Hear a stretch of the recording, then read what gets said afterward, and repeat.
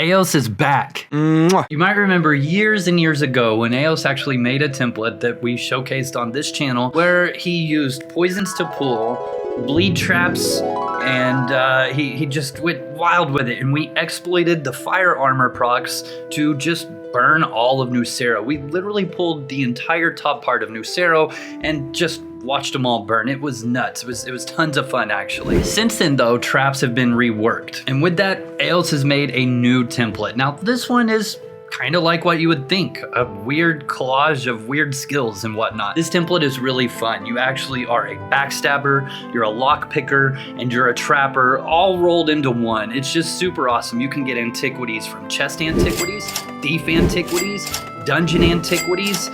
I'm probably missing something, but either way, it's tons of fun. So with that, guys, sit back, grab yourself a beer, and let's talk about it.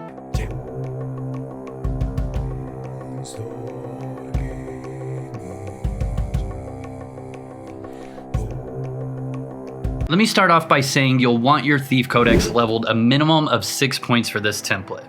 The best way to do that is just run the top part of SSC for a night pilfering other people's monsters.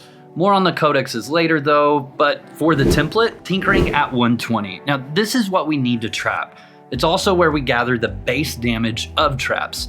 Buying gems from other players can help reduce the cost of leveling this skill significantly. Next up is stealth at 120. We want as many steps as possible as we travel the dungeon and pick out our next target. So 120 stealth it is. Note that 100 points of this is also where we gather our damage from for backstabs, thanks to 6 points of ruffian in the Thief Codex. Detect hidden at 100.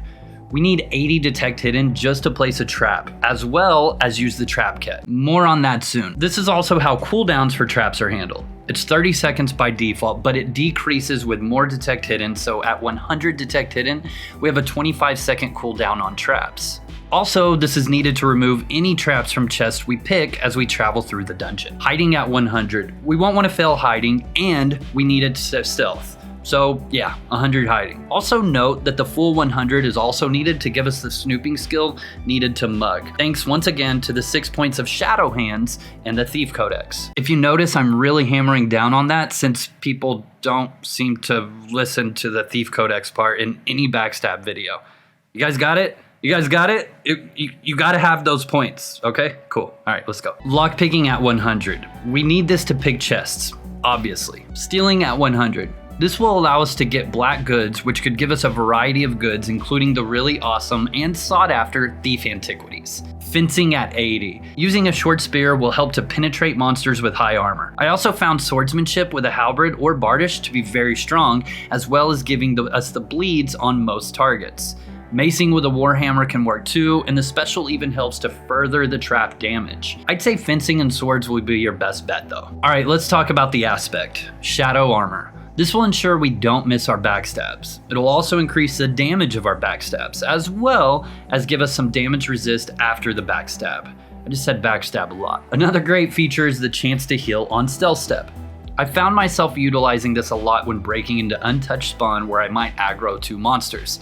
Having those extra stealth steps sure helped out a lot here as well. For the weapon, we went with Gadget. The proc for this is called Innovation, and it'll trigger the next trap to do much more damage.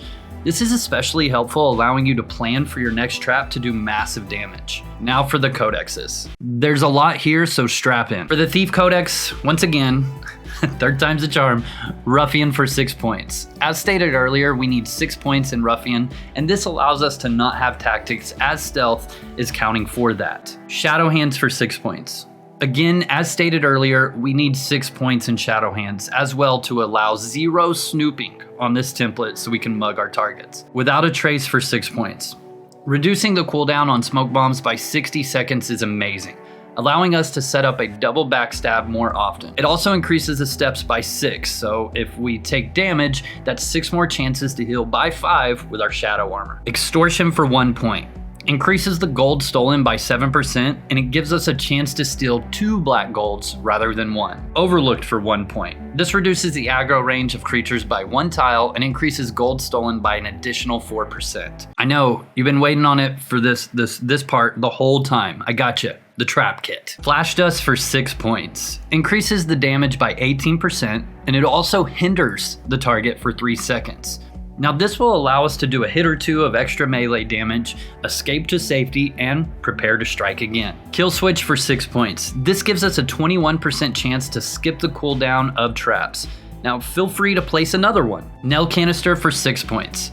Increases the damage by 15% and ignores 45% of the target's armor. Razor Glass for 1 point. This increases the damage by 8% as delayed damage over the next second. Trigger Happy for 1 point. This increases damage by 5% and reduces the time needed to place a trap by half a second. Let's talk about the Fencing Codex. Blackguard, obviously. The disease proc is beautiful.